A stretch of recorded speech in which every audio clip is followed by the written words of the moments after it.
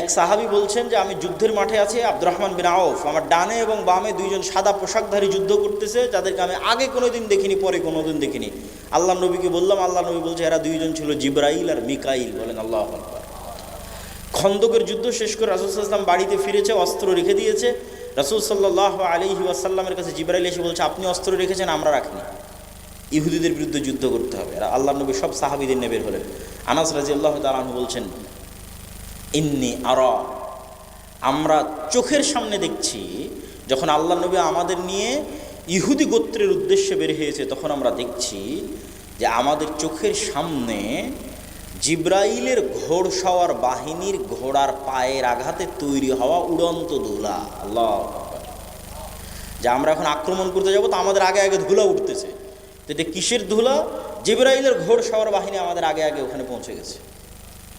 আল্লাহ নিজে কোরআনে বলছে তিনি মুহাম্মদ সাল্লাল্লাহু আলাইহি ওয়াসাল্লামের সহযোগিতায় আসমান থেকে ফেরেশতা অবতীর্ণ করেছেন।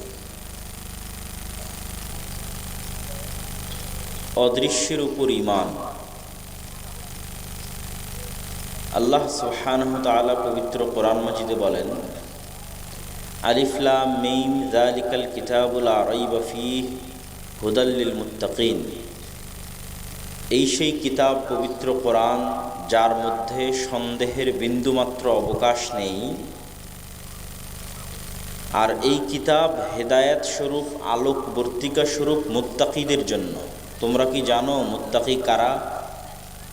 আল্লাযীনা ইউমিনুনা বিল গায়ব, মুত্তাকি তারাই যারা গায়েবের উপর ঈমান রাখে। গায়েব মানে হচ্ছে যা চোখে দেখা যায় না, অদেখা, অজানা। অদেখা, অজানা, অচেনা জিনিসকে গায়েব বলা হয়। যা চাক্ষুষ সচক্ষে দেখা যায় সেটা গায়েব নয়।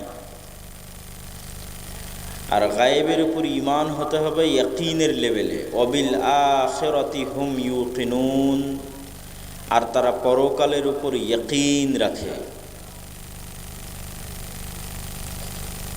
ইয়াকিন কি? আপনারা হয়তো দীর্ঘক্ষণ থেকে শুনতেছেন প্রধান বক্তা আব্দুল্লাহ বিন আব্দুর রাজ্জাক আসবে। তো এতক্ষণ ছিল ঈমান, যে ঠিক আছে আয়োজক কমিটিকে আমরা বিশ্বাস করি, হয়তো সত্যি আসবে। আর যখন আমি এখানে উপস্থিত হয়ে গেছি তখন ইয়াকিন, যে না ঠিকই তো এসেছে। তো যখন কোনো জিনিস চোখের সামনে ঘটে যায় তখনই সেটা ইয়াকিন। আমরা বিশ্বাস করি আগুন জ্বালিয়ে দেয়, সচক্ষে দেখলাম আগুন কাউকে জ্বালিয়ে দিচ্ছে, আমি নিজে আগুনে জ্বলে গেলাম। তো আগুন যে জ্বালায় এটার উপর মানুষের বিশ্বাসের মাত্রা সর্বোচ্চ কার?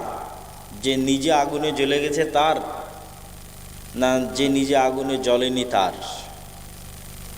যে নিজে আগুনে জ্বলে গেছে তার বিশ্বাসের মাত্রা সর্বোচ্চ। যে আগুন যে জ্বালায় তা আসলে কেমন জ্বালায়, জ্বালানোর মানেটা কি? কেন ও নিজে আগুনে জ্বলে গেছে। তো অবিল আখিরাতি হুম ইউকিনুন, পরকালের উপর ইয়াকিন লাগবে। মানে মারা যাব না মারা গেছি, মারা যাব এটা তো স্বাভাবিক বিশ্বাস, যে ঠিক আছে আমার গ্রামের ওই লোকও মারা যাচ্ছে, কালকে দেখলাম আর একজন মারা গেল, পরশু দেখলাম আর একজন মারা গেল, তো আসলে আমিও একদিন মারা যাব, এটা বিশ্বাস। আর ইয়াকিন কি? আমি মারা গেছি। যেমন আব্দুল্লাহ বিন আব্দুর রাজ্জাক চলে এসেছে, এরকম ইয়াকিন হচ্ছে আমি মারা গেছি।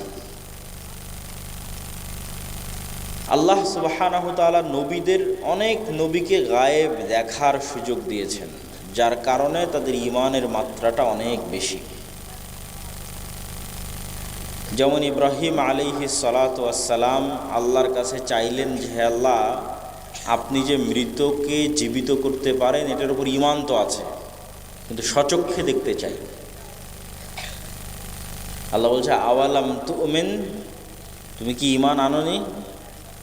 হ্যাঁ অবশ্যই ঈমান এনেছি। ওয়ালাকিন লিয়াতমাইন্না কলবি, কিন্তু আমার অন্তরের বিশ্বাসের মাত্রাকে আরও সর্বোচ্চ লেভেলে নিয়ে যাওয়ার জন্য সচক্ষে দেখতে চাই যে আপনি মৃতকে জীবিত করতে পারেন। তো আল্লাহ বললেন 4টা পাখি ধরো, জবাই করো, 4টে পাহাড়ে রেখে আসো, গোস্ত মিক্স করে ওদের নাম ধরে ডাকো, উড়ে আসবে। তাহলে তুমি স্বচক্ষে দেখবা যে পাখিকে আমি জীবিত করলাম। আমরা বিশ্বাস করছি জান্নাত এবং জাহান্নাম আছে, আর মুহাম্মদ সাল্লাল্লাহু আলাইহি ওয়াসাল্লাম জান্নাত এবং জাহান্নাম স্বচক্ষে দেখেছেন। আমরা বিশ্বাস করছি কবরের আযাব হয়, আর নবীদের অনেকেই স্বচক্ষে কবরের আযাব দেখেছেন। তাহলে তাদের বিশ্বাসের মাত্রা এবং আমাদের বিশ্বাসের মাত্রার মধ্যে পার্থক্য আছে। যতক্ষণ মুসলমানদের বিশ্বাস ঈমান বিল গায়বে ইয়াকিনের স্তরে না যাবে, ততক্ষণ মুসলমানদের বিজয় সম্ভব নয়, কখনোই নয়। আমরা সাধারণত সেকুলার পৃথিবীতে সেকুলার জীবন যাপন করছি, এই জন্য আমরা সবসময় কম্প্রোমাইজ করাতে ব্যস্ত।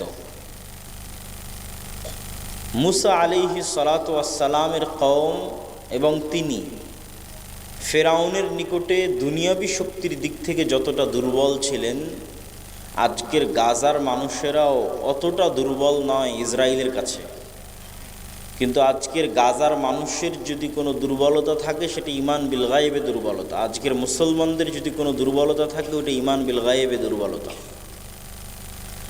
আর মুসা আলাইহিস সালাতু ওয়াস সালামকে আল্লাহ স্বচক্ষে শিখিয়েছেন আল্লাহর গায়েব কি। আপনি দীর্ঘদিন থেকে যেই ফোন ব্যবহার করে আসতেছেন, আমি সেই ফোনকে পরিবর্তন করে আরেকটা জিনিস বানিয়ে দিলাম। তো মুসা আলাইহিস সালামকে আল্লাহ ওই দিন নতুন কোনো লাঠি দেয়নি। মুসা আলাইহিস সালাম দীর্ঘদিন থেকে এই লাঠি ব্যবহার করে আসতেছে। আল্লাহ আবার ওটা রিচেক করতেছে, মুসা তুমি এটা কি করো এই লাঠি? তো বলে আল্লাহ এই লাঠি দিয়ে গর্ত পড়লে লাফ দিয়ে পার হই। আপনাদের গ্রামগঞ্জে যেটা কাড়াল বলে, গর্তের মধ্যে কাড়াল দিয়ে লাফ দিয়ে পার হয়, অথবা পাতা পাড়ার জন্য ব্যবহার হয়। তো আল্লাহ এটা দিয়ে আমি মাঝে মধ্যে গাছের পাতা পাড়ি। তো এখন বাড়ির কাড়াল যদি দীর্ঘদিন থেকে ব্যবহার করে, নতুন করে আর একটা কাড়াল দিয়ে বলতেছে এটাকে সাপ বানিয়ে দিলাম না, যেটা তুমি মেলা দিন থেকে ব্যবহার করে আসতেছো ওইটা এখন তোমার চোখের সামনে সাপ হয়ে যাবে। যাতে তুমি এই বিশ্বাসে ইয়াকিন অর্জন করো যে পৃথিবীতে যা চোখে দেখা যায় তাই সব নয়, এর আড়ালে গায়েব বলে কিছু আছে, যার একচ্ছত্র মালিকানা আল্লাহ সুবহানাহু ওয়া তাআলার উপরে। পৃথিবীর সকল কার্যকরণের সূত্রের মালিক সৃষ্টিকর্তা আল্লাহ, বাহ্যিক কার্যকরণের সূত্র আল্লাহরই তৈরি করা, ওইটারও মালিক তিনি। তাহলে তুমি ফেরাউনের সাথে লড়াই করতে পারবা, না হলে মুসা আলাইহিস সালামের পক্ষে সম্ভব নয় ফেরাউনের সাথে লড়াই করা। দুনিয়াবি দিক থেকে সম্ভব নয়, দুনিয়াবি শক্তি সামর্থ্যের দিক থেকে সম্ভব নয়। একটাই লজিক আছে মুসার ফেরাউনের লড়াই হওয়ার, সেটা হচ্ছে মুসা আলাইহিস সালামের ঈমান বিল গায়েব সর্বোচ্চ লেভেলে, যার কারণে ফেরাউনের যা শক্তি সামর্থ্য, জাদু মন্ত্র, বিশাল সেনাবাহিনী, এগুলোর কোনো মূল্য মুসা আলাইহিস সালামের কালবে, মুসা আলাইহিস সালামের অন্তরে চুল পরিমাণ কোনো মূল্য নাই। কেননা তিনি জানেন ইন্নাল্লাহ আলা কুল্লি শাইইন কাদির, আল্লাহ সুবহানাহু ওয়া তাআলা এগুলো সকল কিছুর উপর সর্বোচ্চভাবে ক্ষমতাবান।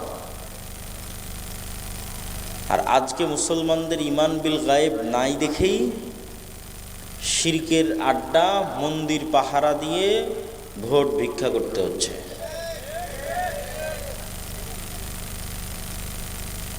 এইভাবে যত ঈমান বিল গায়েব কমবে, তত দুনিয়াবি বিষয়ে ধর্মের নামে কম্প্রোমাইজ হবে। এবং আমাদের ব্যক্তিগত, আমাদের পারিবারিক, আমাদের সামাজিক, আমাদের রাষ্ট্রীয় জীবনেও আমরা আমাদের ব্যক্তিগত জীবনে, পারিবারিক জীবনে দুনিয়ামুখী। কেননা আমাদের ঈমান বিল গায়েব তথা পরকালের উপর ইয়াকিন নাই।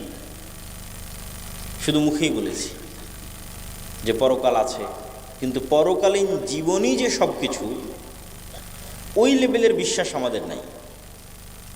কুতিলা আসহাবুল উখদুদ ওয়ামা নাকামু মিনহুম ইল্লা আন ইউমিনু বিল্লাহিল আজিজিল হামিদ। বিশাল গর্ত খোঁড়া হয়েছে, সেই গর্তে আগুন জ্বালিয়ে দেওয়া হয়েছে, আর সেই আগুনে আসহাবুল উখদুদকে ঝাঁপিয়ে পড়তে বলা হচ্ছে।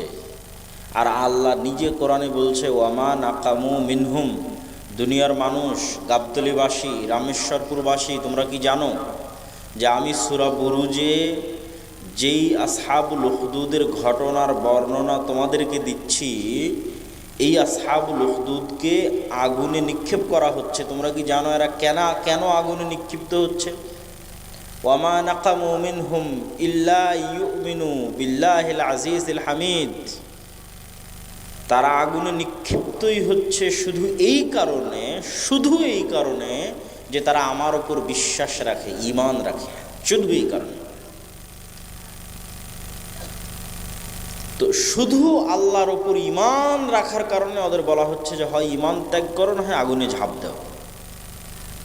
তো ওরা স্বেচ্ছায় আগুনে ঝাঁপ দিচ্ছে এই জন্য যে ওদের অবিল আখিরাতি হুম ইউকিনুন, পরকালের উপর বিশ্বাসটা ওদের ইয়াকিনের লেভেলে, ওদের বিশ্বাস এত সর্বোচ্চ স্তরে যে ওরা দেখতে পাচ্ছে আগুনের মধ্যে জান্নাত আছে। বলেন আল্লাহু আকবার। এমনি মুখের কথাই নয় যে জান্নাত আছে চলে গেলাম, না, এটা যে ইয়াকিনের স্তরে বিশ্বাস যে আগুনে আমরা ঝাঁপ দিচ্ছি এই আগুনের মধ্যেই জান্নাত আছে। আর যদি দুনিয়াবি স্বার্থের কারণে এখন এই আগুনে ঝাঁপ না দিই তাহলে এটাই জাহান্নাম। কিন্তু যদি আমাদেরকে দাঁড় করিয়ে দেওয়া হয় তাহলে কি হবে? যেহেতু আমরা দুনিয়ামুখী জীবনযাপন করি, বস্তুবাদী, আমাদের ইমানের যে 6টা স্তর, এই 6টা স্তরের উপর আমাদের ইমান মজবুত নয়। ফলত আমরা দুনিয়াবি দৃষ্টিকোণ থেকেই চিন্তা করব যে এখন আগুনে ঝাঁপ দিলে মরে গেলাম, সব শেষ হয়ে গেল, কত চাওয়া পাওয়া ছিল, কত প্ল্যান ছিল, বাড়ি গাড়ি করবো, এই করবো, শেষ সব শেষ হয়ে গেল। অতএব এখন সাময়িক সময়ের জন্য যদি কম্প্রোমাইজ করে যদি বেঁচে থাকা যায় তো এটাই তো অনেক, এটাই তো ভালো। অতএব আগুনে ঝাঁপ না দিয়ে কোনো মতে বেঁচে থাকলেই ভালো। কেননা আমরা শুধু মনে করি যে এই দুনিয়াটাই সব কিছু, পরকালই যে সব কিছু, ওই লেভেলের বিশ্বাসই তৈরি হয়নি, ওই পর্যায়ের ইমানই তৈরি হয়নি। তাহলে আপনি কিভাবে ইসলামী রাষ্ট্র তৈরি করবেন? বাংলাদেশের সবচেয়ে পরহেজগার মানুষকেও যদি রাষ্ট্র ক্ষমতা দেওয়া হয় তাহলে বাংলাদেশে তিনি ইসলাম প্রতিষ্ঠা করতে পারবে না। কেন রাষ্ট্রে তিনি ইসলাম প্রতিষ্ঠা করতে পারবে না? এই জন্য যে আজ যদি আপনি বাংলাদেশের রাষ্ট্রে ইসলাম প্রতিষ্ঠা করেন, বিশ্বের যারা বড় বড় মোড়ল আছে তারা আপনার পক্ষে থাকবে না বিপক্ষে যাবে? বলেন, একটু জোরে বলেন, পক্ষে না বিপক্ষে? বিপক্ষে। আর যখন দেখবে আপনি কারো কথা শুনছেন না, তখন আপনার বিরুদ্ধে অবরোধ দিবে, অর্থনৈতিক অবরোধ, বলে এর সাথে ডলারের লেনদেন বন্ধ। যেমন আফগানিস্তান এবং ইরানের উপর অবরোধ দেওয়া আছে, এর সাথে অস্ত্র কেনা বেচা বন্ধ, এর সাথে বাণিজ্যিক চুক্তি বন্ধ। তখন দেখা যায় আর ইউরোপ আমেরিকা থেকে আর টাকা আসে না, ডলার আসে না, আইফোন অ্যান্ড্রয়েড সেট আর ঢোকে না। অন্তত দুনিয়াবি যত সুযোগ সুবিধা এখন রামেশ্বরপুরের মানুষ ব্যবহার করতেছে তার 90% সুযোগ সুবিধা কমে যাবে। এসি, ফ্রিজ, বৈদ্যুতিক সার্ভিস সব ডাউন হয়ে যাবে। তাহলে পরের দিনই গাবতলী, রামেশ্বরপুর, বগুড়া, বাংলাদেশের মানুষ রাস্তায় বের হয়ে বলবে এই ইসলামের দরকার নাই বাবা, তোমরা যাও তো, আগে ভালো মতন থাকা খাওয়া পড়া যেটার ব্যবস্থা ছিল সেটার আগে দরকার আছে। না কথা আমি ভুল বললাম? এটাই বাস্তব। কেননা তাদের ইমানই তো মজবুত হয়নি, তাহলে কিভাবে তারা ইসলামের উপর টিকে থাকবে? ইসলামের উপর টিকে থাকার জন্য যেই লেভেলের সবর দরকার, ওই লেভেলের সবরই তো তাদের মধ্যে তৈরি হয়নি। তা আপনি বলবেন আমরা যদি না পারি, আফগানিস্তানের মানুষ, গাজার মানুষ তারা কীভাবে পারছে? এই জন্য আমি বলেছি যে কোনো কিছুর পরিপূর্ণ ধ্বংস হওয়া ছাড়া পরিপূর্ণ উত্থান সম্ভব নয়। গাজা এবং আফগানিস্তানে সম্ভব হয়েছে এই জন্য যে ওখানে সব কিছু পরিপূর্ণরূপে ধ্বংস হয়ে গেছে। সব কিছু যখন পরিপূর্ণরূপে ধ্বংস হয়ে যায় তখন মানুষের চাহিদা কমে আসে। বাংলাদেশের রামেশ্বরপুরের মানুষের চাহিদা আর আফগানিস্তানের মানুষের চাহিদা এক নয়। বগুড়ায় শহরে যারা আছে এদের চাহিদা কবে বগুড়াতে কেএফসি খুলবে, কবে বগুড়াতে সাবওয়ে আমেরিকান কোম্পানি তারা আসবে, এদের চাহিদার লেভেল ভিন্ন। অন্য ধরনের চাহিদা, যে চাহিদাগুলো সব দুনিয়াবি, কেন অটোমেটিক দুনিয়াবি অনেক সুযোগ সুবিধা তারা ভোগ করতেছে। আর আফগানিস্তানের মানুষের এতটুকু চাহিদা কোনো মতে বাঁচতে পারলেই হলো, বাঁচার নিরাপত্তা যে দেবে সেই ঠিক আছে, কেন সবই তো ধ্বংস হয়ে গেছে। সবই যখন ধ্বংস হয়ে গেছে তখন বাঁচার নিরাপত্তা যে দিবে সেটাই সবচেয়ে বড় নিয়ামত। সম্মানিত উপস্থিতি, তাহলে ইসলাম প্রতিষ্ঠা করার জন্য আগে মুসলমানদের অন্তরে ঈমান লাগবে। মুসলমানদের অন্তরে যে ঈমান নাই সেটার আরও দুই একটা প্রমাণ দিই। আমাদের অন্তরে ঈমান প্রবেশ করেনি, আমরা বেশিরভাগ মানুষ মুসলমান কিন্তু মুনাফিক অবস্থায় জীবনযাপন করছি। তার প্রমাণ হচ্ছে অসংখ্য মানুষের মধ্যে বাহ্যিক ইসলাম আছে, সালাত আদায় করছে, সিয়াম পালন করছে, হজ করছে, ওমরা করতেছে, অসংখ্য মানুষ, নারী পুরুষ। গত 16 বছরে এমনও ছিল তাহাজ্জুদের সালাত পর্যন্ত আদায় করত, কোরআন তেলাওয়াত নাকি কখনো মিস দিত না। তো তাহাজ্জুদের সালাত আদায় করে কোরআন তেলাওয়াত মিস না দিয়ে যদি আপনি মানুষের উপর জুলুম করেন, মিথ্যা বলেন, দুর্নীতি করেন, ধোঁকা দেন, তাহলে এটা কোন ইসলাম, কোন আল্লাহর দিন? যেখানে আল্লাহ নিজে সত্যবাদী, যেখানে আল্লাহ নিজে ন্যায়পরায়ণ, সেখানে আল্লাহর দিনের অনুসারী মিথ্যুক, ধোঁকাবাজ, দুর্নীতিবাজ কেমনে হয়? এটা অসম্ভব। রাসূলুল্লাহ সাল্লাল্লাহু আলাইহি ওয়াসাল্লাম বলেছেন, লা ঈমানা লিমান লা আমানাতা লাহু, যার আমানত নাই, আমানতদারিতা নাই, তার ঈমান নাই, তার অন্তরে ঈমান প্রবেশ করেনি। ওকে বাহ্যিকভাবে যতই দেখতে মুসলমান মনে হোক, বাহ্যিকভাবে যতই মসজিদে আসুক, বাহ্যিকভাবে যতই হজ করুক, ওসিডিসি, এসপি, মন্ত্রী, এসিল্যান্ড, সাব রেজিস্ট্রার সবাই হাজি, উমরাকারী, নামাজি, কিন্তু নিজের পদের চেয়ারে যখন বসতেছে তখন 90% হচ্ছে মিথ্যুক, ধোঁকাবাজ, দুর্নীতিবাজ।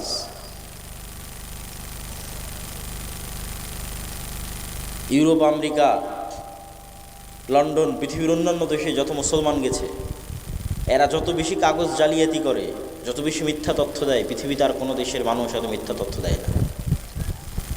তাহলে মিথ্যার যদি পরিসংখ্যান করা হয় সারা পৃথিবীতে, তাহলে দেখা যাবে যে মিথ্যাই সবচেয়ে এগিয়ে মুসলমানেরা। আল্লাহ বলছেন তিনি সত্যবাদী, আল্লাহ সকল নবী পাঠালেন সত্যবাদী, আল্লাহ বলছেন তিনি ন্যায়পরায়ণ, সকল নবী ন্যায়পরায়ণ, আর বর্তমান পৃথিবীর জরিপে সবচেয়ে বেশি মিথ্যা বলবে মুসলমানেরা, বলে, অলরেডি বলে। আমরাও যারা বক্তব্য শুনছি, বসে আছি, তারাও যদি নিজের কোটের মসজিদে সবাই মুসল্লি, সবার মুখে দাঁড়িয়ে সবাই মিথ্যু, তাহলে কেমনে তারা মুসলমান, কেমনে তারা মুমিন? এটাই তো আমার মাথায় কাজ করে না। এদের অন্তরে তো ঈমান প্রবেশ করেনি। সম্মানিত উপস্থিতি, একই অন্তরে ঈমান এবং মিথ্যা একত্রিত হতে পারে না। কিন্তু মুসলমানদের এই ভয়ঙ্কর ভয়াবহ অবস্থার পিছনে কারণ কি? মুসলমানদের এই ভয়ঙ্কর ভয়াবহ অবস্থার পিছনে কারণ হচ্ছে গোলামি, দাসত্বের মানসিকতা, ঔপনিবেশিক দাসত্ব। যে ঔপনিবেশিক দাসত্ব হচ্ছে সারা পৃথিবীতে England, Europe, Spain, France, Italy এদের রাজত্ব ছিল সারা পৃথিবীতে। আমেরিকাও একসময় এদের উপনিবেশ ছিল, পুরো আফ্রিকা এদের উপনিবেশ, পুরো ভারত উপমহাদেশ এদের উপনিবেশ। বর্তমান যা মানচিত্র আছে সব মানচিত্র এদের তৈরি করা। তো ওই গোলামির যে কালচার, মুসা আলাইহিস সালামকে বানু ইসরায়েলদের সাথে বড় না করে ফেরাউনের বাড়িতে আলাদা করে বড় করা হলো কেন? বানু ইসরায়েলদের সাথে বড় হলে উনিও লুকিয়ে লুকিয়ে, পালিয়ে পালিয়ে বড় হতেন। একটা টাকার জন্য, একটা রুজির জন্য মারামারি, কাড়াকাড়ি করতেন, হিংসা বিদ্বেষে লিপ্ত হতেন, মিথ্যা বলা শিখতেন। তো মিথ্যা বললে তো নেতাও হতে পারবে না, নবী হতে পারবে না। তো আমরা যখন 190 বছর গোলাম ছিলাম তখন আমরা এগুলো শিখেছি। রুজির জন্য মারামারি করা, একটা টাকার জন্য মিথ্যা বলা, একটা টাকার জন্য কাটাকাটি করা, একটা পদের জন্য মারামারি করা, যে কালচার গণতন্ত্রের নামে এখনো আমাদের মধ্যে অব্যাহত রাখা আছে। কালকে থেকে যদি আমরা চিন্তা করি যেমন আজকে যখন ঢাকা থেকে রাজশাহীতে বিমানে আসি, যে আজকে থেকে আমরা বিমানে যতজন উঠেছি ভোটের মাধ্যমে নির্বাচন করব কে বিমানের পাইলট হবে। বুঝেননি মনে হয় আমার কথা কি আমার বোঝা যায়? যে আজকে বিমানে উঠে যত যাত্রী উঠেছি সবাই মিলে ভোট দিব কে পাইলট হবে। রাজি আছেন? কথা বলেন না কেন? রাজি আছেন? কেউ রাজি হবে না, কেননা সবাই জানে এখানে ভোটের মাধ্যমে যদি ভোট কিনে যদি এখানে পাইলট নির্ধারণ করে তাহলে আজকে সবার মৃত্যু নিশ্চিত, কেউ আর এখান থেকে বেঁচে ঘরে ফিরতে পারবে না। ডাক্তারের ওখানে গিয়ে মেডিকেলে গিয়ে আজকে থেকে আমরা চিন্তা করব যে ভোটের মাধ্যমে ডাক্তার নির্ধারণ করব কে আমার অপারেশন করবে। পৃথিবীর কোথাও কোনো সেক্টরে গিয়ে এটা হয় না, সব জায়গায় যোগ্যতা দেখা হয়। শুধু দেশের নেতা যখন তৈরি করা হবে তখন আর যোগ্যতা লাগে না, তখন যে যত বড় চোর, যে যত বড় মিথ্যুক, যত বড় বাটপার, যত বড় ডাকাত সেই নেতা। এবং এই মিথ্যার কালচার ঠিক রাখার জন্য এই ডেমোক্রেটিক সিস্টেমকে টিকিয়ে রাখা আছে, যেন এই মিথ্যার কালচারটা অব্যাহত থাকে। যাক, আমরা বলছিলাম ইমান বিল গায়ব, অদৃশ্যের উপর ইমান না থাকার কারণে মুসলমানদের সমাজ মুনাফিকিতে পরিপূর্ণ, দুনিয়ামুখী জীবনযাপন। এই অদৃশ্যের ইমানের একটা পয়েন্ট, ফেরেশতাদের উপর ইমান। ফেরেশতারা কিসের তৈরি বলেন? একটু জোরে বলেন, কিসের তৈরি? নূরের তৈরি। যেহেতু আপনার অল্প মানুষ, একটু কথা বললে সবাই কানেক্টেড থাকবেন, একটু ঘুম কম ধরবে, বক্তব্য একটু সময় যাবত বক্তব্য করা যাবে। তাহলে ফেরেশতারা কিসের তৈরি? নূরের তৈরি। নূর কি? নূর হচ্ছে এক প্রকারের আলো যা পৃথিবীতে বিরাজ করে, আমাদের চারিদিকে বিরাজ করতেছে। কিন্তু এই লাইটের আলো নয়, ওই সূর্যের আলো নয়, ওই চাঁদের আলো নয়, কিন্তু আলো। এ আবার কেমন আলো? যে আলো পৃথিবীতে বিরাজ করে কিন্তু চোখে দেখা যায় না, সে আলোই হচ্ছে নূরের আলো। এটা হচ্ছে ওয়ান কাইন্ড অফ লাইট, এক প্রকারের আলো, এবং এটা অস্তিত্বশীল, এটা বিরাজমান। আল্লাহ এবং তার সৃষ্টিজীব এই দুটোর মধ্যে আর হচ্ছে আল্লাহর চেহারা এবং সৃষ্টিজীবের মধ্যে আর হচ্ছে নূর, হিজাবুহুন নূর। আল্লাহর চেহারা ঢাকা আছে নূর দিয়ে। যদি এই নূর সরিয়ে নেওয়া হয় আর আল্লাহর চেহারা উন্মুক্ত হয়ে যায়, তাহলে আসমান এবং জমিন জ্বলে পড়ে ছারখার হয়ে যায়। লাইসা ইনদা রাব্বিকুম লাইলুন ওয়ালা নাহার। তোমাদের প্রতিপালকের নিকটে কোনো রাত দিন নাই, রাত দিন দুনিয়াতেই হয়, প্রতিপালকের নিকটে কোনো রাত দিন নাই। সারা পৃথিবীর সকল আলোর উৎস, বিনূর ওয়াজহিহি আশরাকাত লাহুদ যুলুমাত। আল্লাহর চেহারা যে নূর দিয়ে ঢাকা আছে, সেই নূরই সারা পৃথিবীর সকল আলোর উৎস। সকল আলো সেই নূরের প্রভাবে প্রভাবিত। আল্লাহু নূরুস সামাওয়াতি ওয়াল আরজ। আল্লাহ হচ্ছে আসমান এবং জমিনের নূর। ইয়াওমা তারাল মুমিনিনা ওয়াল মুমিনাত নূরুহুম ইয়াসআ বাইনা আইদিহিম। মানুষের সৎ আমল নূর তৈরি করে। আপনি দুনিয়াতে জিকির করেন একটা, আর দুনিয়াতে ওযু করেন, আর দুনিয়াতে সালাত আদায় করেন, এই প্রত্যেকটা সৎ আমল নূর তৈরি করে। বলেন আল্লাহু আকবার। আর সেই নূর আল্লাহ কোরআনে বলছে, দুনিয়াতে যে যত নূর হাসিল করেছে, মানে যার ব্যাটারিতে যত বেশি চার্জ, যে যত নূর হাসিল করেছে, মৃত্যুর পর থেকে সেই নূরের প্রভাব সে দেখতে পাবে। তার কবরের অন্ধকার আলোকিত হবে তার আমলের নূরে, কিয়ামতের মাঠের অন্ধকার আলোকিত হবে তার আমলের নূরে। ইয়াওমা তারাল মুমিনিনা ওয়াল মুমিনাত নূরুহুম ইয়াসআ বাইনা আইদিহিম। তাদের নূর তাদের হাতের ডানে বামে বিচ্ছুরিত হতে থাকবে। পুলসিরাত অতিক্রম করার সময় সে নূর দেখতে পাবে, সে নূরের প্রভাবে নূরের আলোয় আলোকিত হয়ে পুলসিরাত অতিক্রম করবে। যখন অজু করেছে দুনিয়াতে, এই অঙ্গগুলো কিয়ামতের মাঠে নূরের কারণে প্রজ্বলিত হবে, জলজল জলজল করবে নূরের কারণে। তো মানুষের সৎ আমল নূর তৈরি করে। আল্লাহর কোরআন নূর, আল্লাহর দ্বীন নূর। মা কুনতা তাদরি মাল কিতাব ওয়াল ঈমান ওয়ালাকিন জাআলনাহু নূরান নাহদি বিহি মান নাশা। আপনি জানতেন না কিতাব কাকে বলে, ঈমান কাকে বলে, কিন্তু আমি আল্লাহ এই কিতাবকে নূর বানিয়ে দিয়েছি।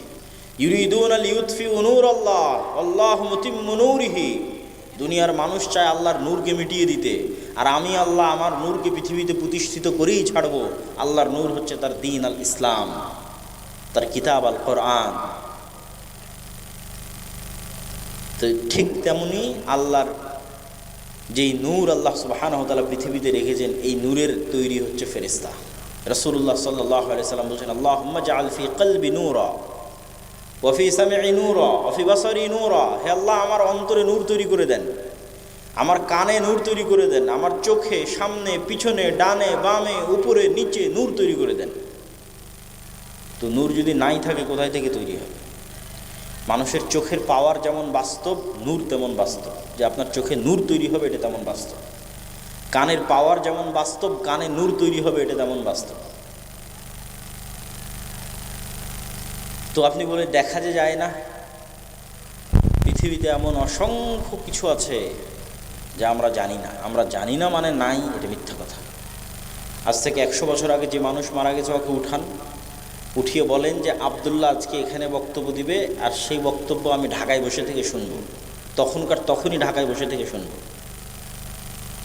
ও বলবে যে পাগল, বিশ্বাস করবে না, এটা অসম্ভব। যে আব্দুল্লাহ গাবতলীতে বসে কথা বলবে, সে কথা তুমি ঢাকায় বসে সাথে সাথে শুনবা, কেমনি সম্ভব? এটা ছিল গায়েব। এটাই আজ থেকে 100 বছর আগে এটা গায়েব। অথচ পৃথিবীর এই আলোর তরঙ্গের মধ্যে আমার কথা বহন করে নিয়ে যাবে এই ক্ষমতা, আমার ভিডিও দৃশ্য বহন করে নিয়ে যাবে এই ক্ষমতা, পৃথিবী যেদিন সৃষ্টি হয়েছে ওই দিন থেকেই আছে। আমি মনে হয় বুঝাতে পারিনি কথা। কি আমার বুঝতে পারছেন?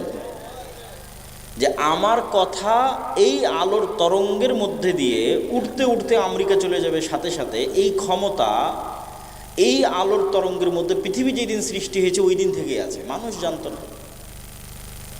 মানুষ আজ থেকে 50 বছর, 20 বছর, 30 বছর আগে জানতে পেরেছে, তাই ব্যবহার করতেছে। তো মানুষ জানে না মানে নাই, এটাই তো মিথ্যা কথা।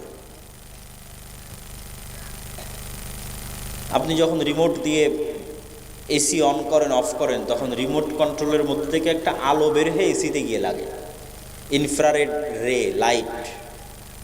ওই আলো কয়দিন দেখেছে? ঠিক আছে, বিজ্ঞানের যন্ত্র দেখে, কিন্তু এমনও কিছু আছে বিজ্ঞানের যন্ত্র ধরতে পারে। যেমন মানুষের যে ঘ্রাণ শক্তি, এটার চাইতে কুকুরের ঘ্রাণ শক্তি 10,000 গুণ বেশি। তো আমি যদি মাইকে নাক লাগিয়ে বলি যে না, এই মাইকের তো কোনো গন্ধ নাই, একটা পানি নিয়ে নাক লাগিয়ে বললাম না, এই পানিতে তো কোনো গন্ধ নাই, তো এটা মিথ্যা কথা হবে।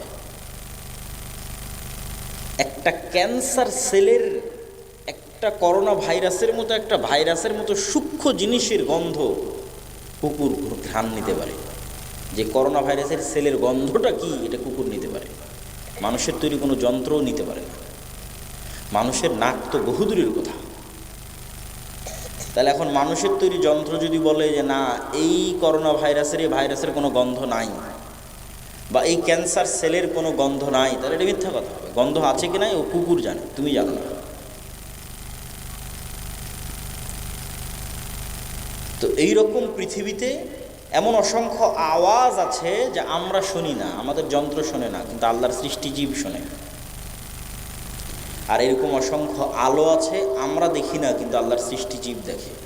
রাসূল সাল্লাল্লাহু আলাইহি ওয়াসাল্লাম বলেছেন, ইজা সামি'তুমুদ্দিকা, যখন তোমরা দেখবে মোরগ ডাকছে, তখন তোমরা কল্যাণ চাও, কেননা মোরগ নূরের আলো দেখতে পায়। বলেন আল্লাহু আকবার।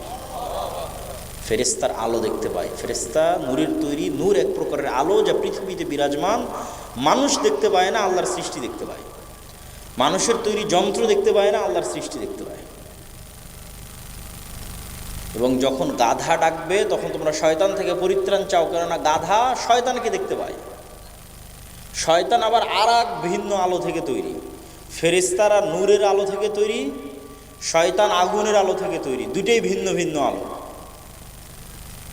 তাহলে ফেরেশতার আলো যেই লেভেলের তথা নূরের আলো, ওটা মোরগ দেখতে পাচ্ছে, আর শয়তানের আলো যেই লেভেলের তথা আগুনের আলো, ওটা গাধা এবং কুকুর দেখতে পাচ্ছে। তাহলে পৃথিবীতে আমরা দেখি না, আমাদের যন্ত্র দেখে না এবং নেয় না, তার মানে নাই, এটা মিথ্যা কথা। সম্মানিত উপস্থিতি, তাহলে ফেরেশতার অস্তিত্বের উপর বিশ্বাস, এটা ঈমান বিল গায়বের একটা পার্ট। 6টা ঈমান বিল গায়ব, আমানতু বিল্লাহি ওয়া মালাইকাতিহি ওয়া কুতুবিহি ওয়া রুসুলিহি, যে আমরা এই 6টা জিনিসের উপর ঈমান আনলাম। তার মধ্যে 2 নম্বরই আছে ফেরেশতা। আপনার ছেলের অস্তিত্ব যত সত্য, আপনার মায়ের অস্তিত্ব যত সত্য, আপনার বোনের অস্তিত্ব যত সত্য, আপনার ভাইয়ের অস্তিত্ব যত সত্য, এখন আমার আপনার সাথে ফেরেশতা আছে, এটা তার চেয়ে বেশি সত্য। এটা তার চাইতে বেশি সত্য। কেন বেশি সত্য? আমরা যখন প্রথম সৃষ্টি হয়েছি তখন কোনো মানুষকে দেখিনি। وَإِذْ قَالَ رَبُّكَ لِلْمَلَائِكَةِ إِنِّي جَاعِلٌ فِي الْأَرْضِ خَلِيفَةً وَإِذْ قُلْنَا لِلْمَلَائِكَةِ اسْجُدُوا لِآدَمَ فَسَجَدُوا إِلَّا إِبْلِيسَ। আদম যখন প্রথম চোখ খুলেছে পৃথিবীতে, আদম মানি তো আমরা, তা আমরা যখন প্রথম চোখ খুলেছি পৃথিবীতে, তখন না আমার বাপ, না ভাই, না বোন, না আত্মীয় স্বজন, না ছেলে মেয়ে, না, সবার আগে ফেরেশতা দেখেছি। ওয়াইদ কুলনা লিল মালাইকাতি ইসজুদু লিআদম, আর আমি ফেরেশতাদের ডাক দিয়ে বললাম আদমকে সিজদা করো। আদমকে বললাম ফেরেশতাদেরকে সালাম দাও। তাহলে আমার বাপের অস্তিত্বের চেয়ে কার অস্তিত্ব সত্য? জোরে বলেন না যে কার অস্তিত্ব সত্য, একটু জোরে বলেন তো সবাই, কার অস্তিত্ব সত্য? আমার নিজের ছেলে আমার চোখের সামনে জন্ম নিয়েছে, ওর চাইতে বেশি সত্য কার অস্তিত্ব? ফেরেশতা। আপনার বাড়িতে আমার সাথে, এর চাইতে সত্য। কিন্তু আমরা যদি ইমানই না যে ফেরেশতা আছে, শুধু মুখে বলার সময় বলেছি যে আমানতু বিল্লাহি ওয়া মালাইকাতিহি, তারপরে শেষ। আর সাহাবীদের ইমানের স্তর দেখেন। রাত যেহেতু লম্বা হয়ে গেছে, বক্তব্য দীর্ঘায়িত করব না, আপনাদের ধৈর্যচ্যুতির আগে বক্তব্য শেষ করব। তো ফেরেশতাদের বিষয়ে সাহাবীদের ঈমান দেখেন। উহুদের যুদ্ধে একজন সাহাবী মারা গেছে, শহীদ হয়েছে, তার নাম হানজালা। তিনি বাসর ঘর থেকে বের হয়ে যুদ্ধের মাঠে গেছেন। তার স্ত্রীর দেওয়া তথ্যে তার উপর গোসল ফরজ। সাহাবীরা গিয়ে আল্লাহর নবীর কাছে তার গোসলের বিষয়টি জানতে চাইলেন। রাসূল সাল্লাল্লাহু আলাইহি ওয়াসাল্লাম বললেন, ইন্না সাহিবাকুম তুগাসসিলুহুল মালায়েকা, আরে তোমরা আর হানজালার কি গোসল দিবা, ফেরেশতারা ইতিমধ্যে গোসল দিয়ে ফেলেছে। বলেন আল্লাহু আকবার। তাহলে নেন, এবার ফেরেশতারা এক সাহাবীকে গোসল দিয়েছে, যার উপর গোসল ফরজ, বাকি সাহাবীদেরকে সেটা জানানো হচ্ছে। কি পরিমাণ ইন্টারকানেকশন, চোখের সামনে ইন্টারাকশন, যে আমার এই লোকটার গোসল দেওয়া দরকার, একে এখন ফেরেশতারা গোসল দিয়েছে। সাদ বিন মুআজ রাদিয়াল্লাহু তাআলা আনহু মারা গেলেন। আল্লাহ নবী বলেছেন, ইহতাজ্জালাহু আরশুর রহমান, রহমানের আরশ তার মৃত্যুতে কেঁপে উঠেছে। ওয়া শাহিদাহু ৭০ আলফাম মিনাল মালায়েকা, ৭০,০০০ ফেরেশতার জানাজায় অংশগ্রহণ করেছে। আল্লাহু আকবার। এক সাহাবী বলছেন যে আমি যুদ্ধের মাঠে আছি, আব্দুর রহমান বিন আউফ আমার ডানে এবং বামে 2 জন সাদা পোশাকধারী যুদ্ধ করতেছে, যাদেরকে আমি আগে কোনোদিন দেখিনি, পরে কোনোদিন দেখিনি। আল্লাহ নবীকে বললাম, আল্লাহ নবী বলছে এরা 2 জন ছিল জিবরাইল আর মিকাইল। বলেন আল্লাহু আকবার। খন্দকের যুদ্ধ শেষ করে রাসূল সাল্লাল্লাহু আলাইহি ওয়াসাল্লাম বাড়িতে ফিরেছে, অস্ত্র রেখে দিয়েছে। রাসূল সাল্লাল্লাহু আলাইহি ওয়াসাল্লামের কাছে জিবরাইল এসে বলছে, আপনি অস্ত্র রেখেছেন, আমরা রাখিনি, ইহুদিদের বিরুদ্ধে যুদ্ধ করতে হবে। আর আল্লাহ নবী সব সাহাবীদের নিয়ে বের হলেন। আনাস রাদিয়াল্লাহু তাআলা আনহু বলছেন, ইন্নি আরা, আমরা চোখের সামনে দেখছি, যখন আল্লাহ নবী আমাদের নিয়ে ইহুদি গোত্রের উদ্দেশ্যে বের হয়েছে, তখন আমরা দেখছি যে আমাদের চোখের সামনে জিবরাইলের ঘোড়সওয়ার বাহিনীর ঘোড়ার পায়ের আঘাতে তৈরি হওয়া উড়ন্ত ধুলা। আল্লাহ, যে আমরা এখন আক্রমণ করতে যাব, তো আমাদের আগে আগে ধুলা উঠতেছে। তো এটা কিসের ধুলা? জিবরাইলের ঘোড়সওয়ার বাহিনী আমাদের আগে আগে ওখানে পৌঁছে গেছে। আল্লাহ নিজে কোরআনে বলছে, তিনি মুহাম্মদ সাল্লাল্লাহু আলাইহি ওয়াসাল্লামের সহযোগিতায় আসমান থেকে ফেরেশতা অবতীর্ণ করেছে। একদিন আল্লাহ নবী বলছে আজকে বাড়িতে জিবরাইল আসেনি কেন? ছবি ছিল এই জন্য আসেনি। জিবরাইল আমাকে বারবার মিসওয়াক করতে বলছে, দাঁত ছিলে যাচ্ছে মিসওয়াক করতে করতে, গন্ধে কষ্ট পায়। তাহলে এখন আল্লাহর নবীর মতো পবিত্র মুখের গন্ধে যদি ফেরেশতা কষ্ট পায়, তাহলে যারা আমরা সারাদিন বিড়ি সিগারেট খাচ্ছি এদের সাথে ফেরেশতা আছে না শয়তান আছে? আমাকে বলেন, একটু জোরে বলেন, কে আছে? শয়তান আছে। এটাই হলো পৃথিবীর খেলার নিয়ম। খেলার নিয়ম আগে জানতে হবে, খেলেন পরে সমস্যা নেই। কোনটা কোন বলে ছক্কা হবে, কোন বলে ফোর হবে, কোন বলে আউট হবে, কোনটা নো বল, এটা জানা থাকতে হবে। তো পৃথিবীতে কিভাবে খেলাটা চলে এটা জানা থাকতে হবে। তো পৃথিবীর এই খেলা যদি না জানেন তাহলে আপনি খেলতেই তো পারবেন না। পৃথিবীর এই খেলা হচ্ছে আমাদের সাথে সদা সর্বদা শয়তান আর ফেরেশতা বিরাজমান। ডিসিশন আমার, কাকে আমার আশেপাশে রাখবো, কাকে আমার আশেপাশে অ্যাক্সেস দেব। বাড়ি ছবি মূর্তি দিয়ে পূর্ণ করে, বাড়িতে সালাম দিয়ে প্রবেশ না করে, বিসমিল্লাহ বলে খাবার শুরু না করে, বাড়িতে একদিনও কোরআন তেলাওয়াত না করে, ওই বাড়িতে আমরা কাকে জায়গা দিয়ে রেখেছি বলেন তো? শয়তানকে জায়গা দিয়ে রেখেছি। তখন আপনার ইচ্ছা, আপনি বাড়িতে শয়তানকে জায়গা দিবেন না ফেরেশতাকে জায়গা দিবেন। কিন্তু এরা আছে পৃথিবীতে বিরাজমান, অস্তিত্বশীল, এবং এরা যে আছে এটা বুঝারও অসংখ্য আলামত এবং চিহ্ন আছে। একদিন 2 রাকাত সালাত আদায় করেন, এই চ্যালেঞ্জ নিয়ে যে পুরো সালাতের মধ্যে আল্লাহর কথা ছাড়ার কারো কথা মনে করব না। সালাত শুরু করার 20-30 সেকেন্ড পার হতে না হতেই দেখবেন আপনি দুনিয়ার কথায় মগ্ন হয়ে গেছেন, অথচ আপনি এখনো ধরতেও পারেননি যে আপনি দুনিয়ার কথায় মগ্ন হয়েছেন। দুনিয়ার কথায় মগ্ন হওয়ার 10-15 সেকেন্ড পার হওয়ার পর আপনার ব্রেন কাজ করছে, আরে আজকে তো দুনিয়ার কথায় মগ্ন হতে চাইনি, তো হয়ে গেছে। তো এই যে আপনি ধরতে পারার আগেই আপনার অন্তর দুনিয়ার কথায় মগ্ন হয়ে গেল, এটা করলো কে বলেন? এটা জোরে বলেন, এটা কে করলো? শয়তান পৃথিবীতে আছে। এবং এই কালব পৃথিবীর সবচেয়ে সূক্ষ্ম মেশিন, যেখানে একসাথে ফেরেশতা এবং শয়তানের অ্যাক্সেস আছে। যেমন ওয়াইফাইয়ের অ্যাক্সেস দেন আপনারা মানুষকে, হুবহু এরকম সেটা বলতেছে না, বোঝানোর জন্য বলতেছে যে ওয়াইফাইয়ের পাসওয়ার্ড দিয়ে দিলেন, ওই হচ্ছে স্ক্যান করে শেয়ার করে অ্যাক্সেস নিয়ে নিল। তো একই ওয়াইফাই 5-10 জন চালাচ্ছে একই রাউটার থেকে, একই নেটওয়ার্ক ব্যবহার করে। তো এই কালব হচ্ছে আপার লেভেলের মেশিন। এখানে দুনিয়াবি মোবাইলের অ্যাক্সেস না, কত আপার লেভেলের মেশিন। এখানে শয়তানের অ্যাক্সেস অথবা ফেরেশতার অ্যাক্সেস, ভিন্ন জগতের 2 প্রাণীর অ্যাক্সেস, যা পৃথিবীর আর কোনো মেশিনে সম্ভব নয়। আর মেশিন কেন বলতেছি, অলরেডি তো আমরা আমাদের মাথা পৃথিবীর সবচেয়ে বড় সুপার কম্পিউটার, এটা আর এক ভয়ঙ্কর মেশিন। এটা তো আমরা দেখতেই পাচ্ছি চোখের সামনে, এটা কত বড় মেশিন। কাফা বিনাফসিকাল ইয়াউমা আলাইকা হাসিবা, আজকে কিয়ামতের মাঠে তোমার বিচার করার জন্য তুমি যথেষ্ট। কেন? তোমার চোখই তো ক্যামেরা, আলাদা আর কি বিচার করার দরকার? ওই ক্যামেরা দিয়ে যেমন আমার ভিডিও রেকর্ড হচ্ছে, তুমি তোমার এই চোখের ক্যামেরা দিয়ে কি দেখেছো মোবাইলে, ওটা তোমার ব্রেনে, তোমার মেমোরিতে সেভ হয়ে গেছে। বাইরে যাওয়ার দরকার নাই তো। তুমি তোমার এই কানই হচ্ছে সাউন্ড রেকর্ডার। এই কান দিয়ে তুমি কি গান শুনেছো, ওটা তোমার ব্রেনে সেভ হয়ে গেছে, তোমার মেমোরিতে সেভ হয়ে গেছে। তুমি আর কোথায় যে তোমাকে আমি অপরাধী প্রমাণ করবো, দরকার নাই তো কোথাও অপরাধী প্রমাণ। কাফা বিনাফসিকা লিয়াউমা আলাইকা হাসিবা, শুধু তোমার ব্রেন থেকে ডাটা ট্রান্সফার করতে হবে।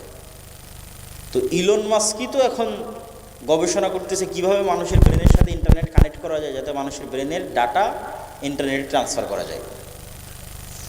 তো নেন, আপনার সাথে আপনি কত বড় ভয়ঙ্কর মেশিন বহন করে বেড়াচ্ছেন, যা দেখছেন তা আপনি ভিডিও করতেছেন। আপনার এখানে ওই ক্যামেরাম্যান যেমন ওর মেমোরি কার্ডটা বের করে কম্পিউটারে দিলে ভিডিও প্লে হয়ে যাবে, আপনার এখান থেকে ডাটা ট্রান্সফার করলে অটোমেটিক ভিডিও প্লে হবে যে আপনি কী কী দেখেছিলেন দুনিয়াতে আর কি কি শুনেছিলেন দুনিয়াতে, সব এখানেই সেভ হয়ে যাচ্ছে। কেন? এই ব্রেন এত ভয়ঙ্কর, এর পর্দা দিয়ে পৃথিবীকে কয়েকবার মোড়ানো যাবে। আর এই ব্রেনকে যদি চালু রাখা হয়, অন্তত 5000 বছরের দৃশ্য, 5000 বছরের কথা স্মরণ করতে পারবে।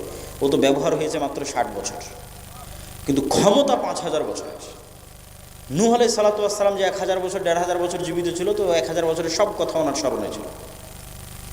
তো ওই রকমই এর চাইতেও সূক্ষ্ম লেভেলের মেশিন হচ্ছে কালব, যেখানে ফেরেশতার অ্যাক্সেস অথবা শয়তানের অ্যাক্সেস। আর ফেরেশতা আছে এটা কেমনে বুঝবেন? একদিন একটু নিয়াত করেন, বিমান থাকলে, ট্রেন থাকলে, বাস থাকলে যেই লেভেলের নিয়াত হয় ওই লেভেলের নিয়াত করেন যে আজকে ফজরের সালাত আদায় করবো, এটা নিয়াত।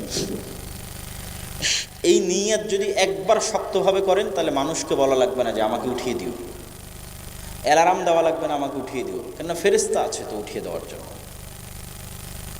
আমার কথা কি বোঝা যায়? রাসূল সাল্লাল্লাহু আলাইহি ওয়াসাল্লাম বলছে কেউ যদি উযু অবস্থায় আয়াতুল কুরসি পড়ে ঘুমায়, দোয়া পড়ে, ঘুমানোর দোয়া পড়ে, তাহলে ওর মাথার কাছে একজন ফেরেশতা থাকে ফজর পর্যন্ত। বলেন আল্লাহু আকবার। তো আপনি তো বিশ্বাসই করেন না যে ফেরেশতা আছে, তাহলে আপনাকে আমি কেমনে ঈমান বিল গায়বে ইয়াকিন নিয়ে আসাবো? তা আপনি একবার পরীক্ষা করে দেখেন ফেরেশতা আছে। মানুষকে বলা লাগবে না যে আমাকে ফজরে ডেকে দিও, মোবাইলকে বলা লাগবে না যে আমাকে ফজরে ডেকে দিও, ফেরেশতাই ফজরে আপনাকে উঠিয়ে দিবে। আপনার কাজ কতটুকু? শুধু নিয়তটা, একদিনের নিয়ত অন্তত করেন যে ঠিক আছে আজকে ফজরে উঠতেই হবে। কোন লেভেলের নিয়ত? বিমান থাকলে যেই লেভেলের নিয়ত। কিন্তু দিব না অ্যালার্ম, কিন্তু বলবো না মানুষকে আমাকে উঠিয়ে দাও, কেননা ফেরেশতা আছে। সম্মানিত উপস্থিতি,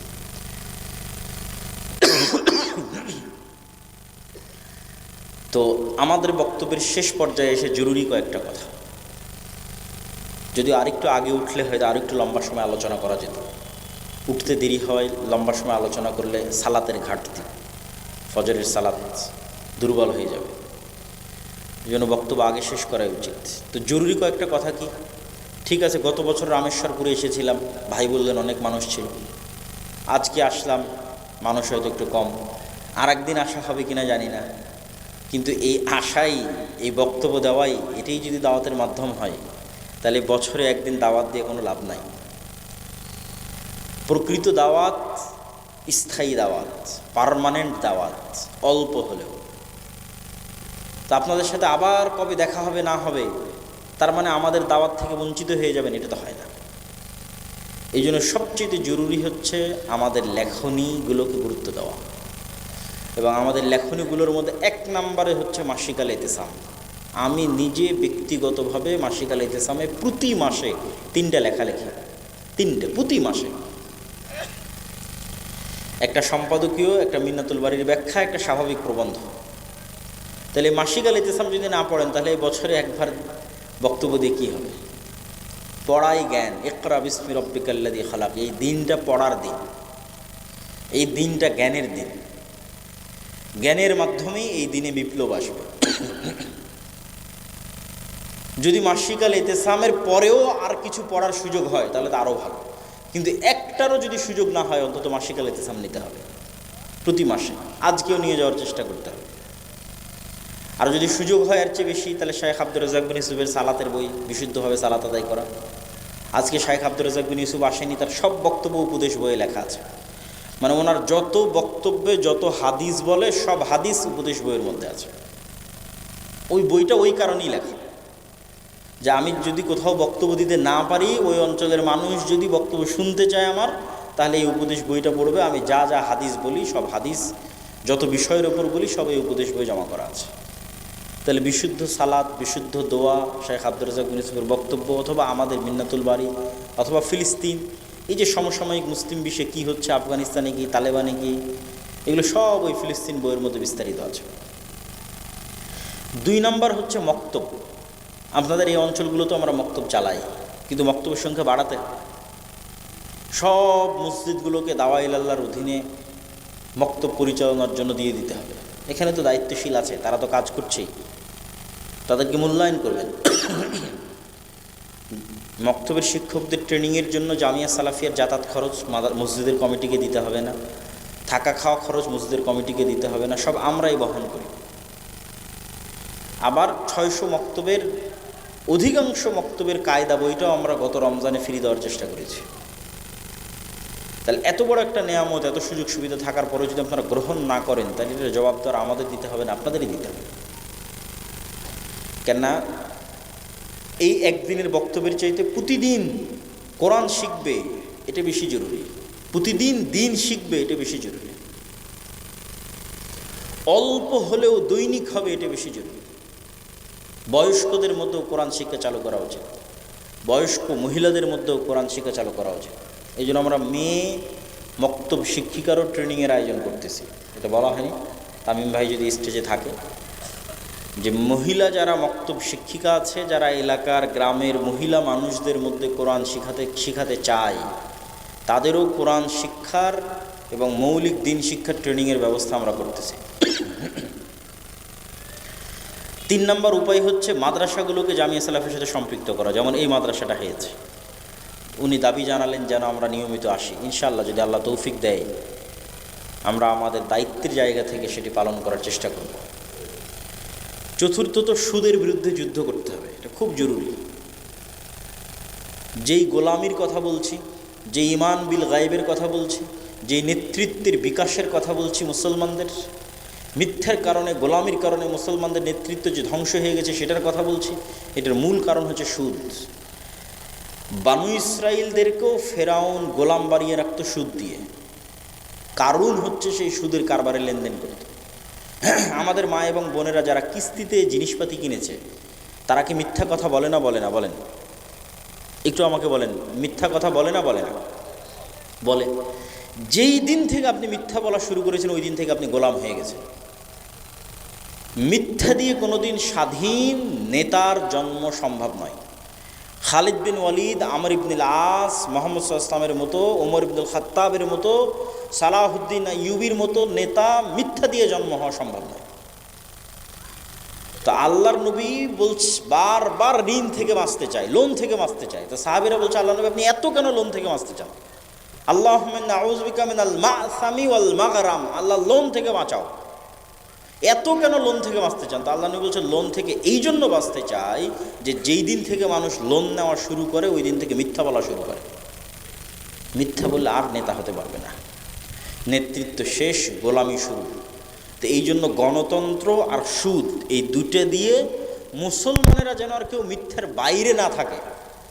মুসলমান মেয়েরা ওই সুদি লেনদেন, কিস্তির লেনদেনে মিথ্যা বলবে, আর মুসলমান যুবকেরা নেতৃত্বের নামে, উমুকের চরিত্র ফুলের পবিত্র নামে একদল আর এক দলের বিরুদ্ধে ওখানে মিথ্যা বলবে। তো সব মিথ্যুকে পরিপূর্ণ কে আর নেতা হয়?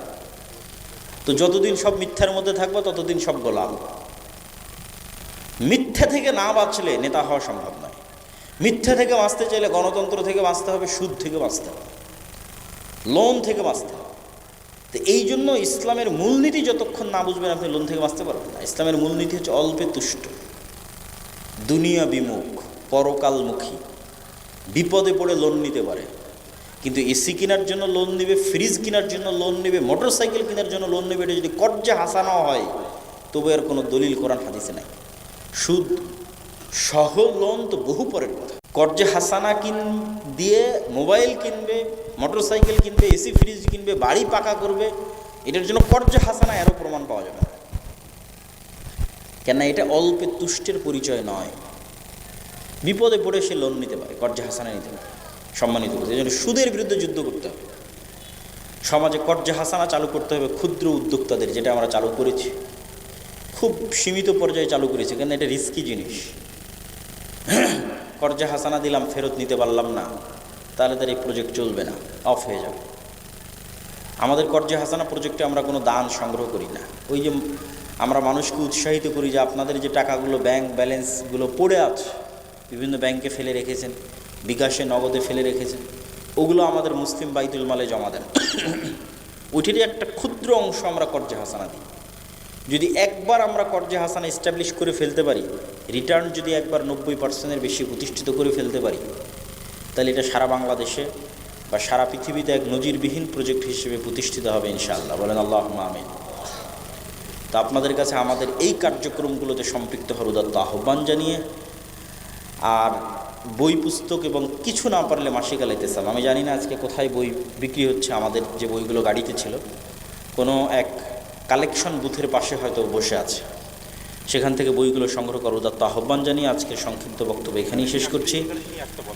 আমাদের যেন আল্লাহ ইমান বিল গায়েব ইয়াকিন লেভেলে দেয়, আমাদের বাড়ি ঘরে যেন আমরা ফেরেশতাদের সাথে থাকতে পারি, আমাদের ছেলে মেয়েকে জিন, শয়তান, বদনজর, কুনজর এগুলো থেকে আল্লাহ হেফাজতে রাখে, আমাদের ছেলে মেয়ে, পরিবার পরিজন তারাও যেন সবসময় ফেরেশতাদের সাথে, ফেরেশতাদের আশেপাশে থাকতে পারে, আল্লাহর সান্নিধ্যে, আল্লাহর নিকটে, সেই তৌফিক আল্লাহ আমাদের দান করুক। আল্লাহুম্মা আমিন।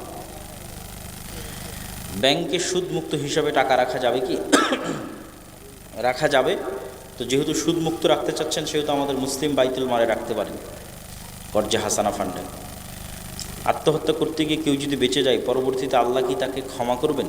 নিজের ভুল বুঝতে পেরে তার করণীয় সব পাপের ক্ষমা আছে যতক্ষণ শ্বাস আছে, শিরকের ক্ষমা আছে যতক্ষণ নিঃশ্বাস আছে। স্বামী প্রবাসে থাকা অবস্থায় আমি নফল রোজা করি, প্রবাস থেকে আমার স্বামী বাধা দেয়, তার নিষেধ অমান্য করে কি রোজা রাখা যাবে? প্রবাস থেকে বাধা দেওয়ার তো কোনো লজিক নাই।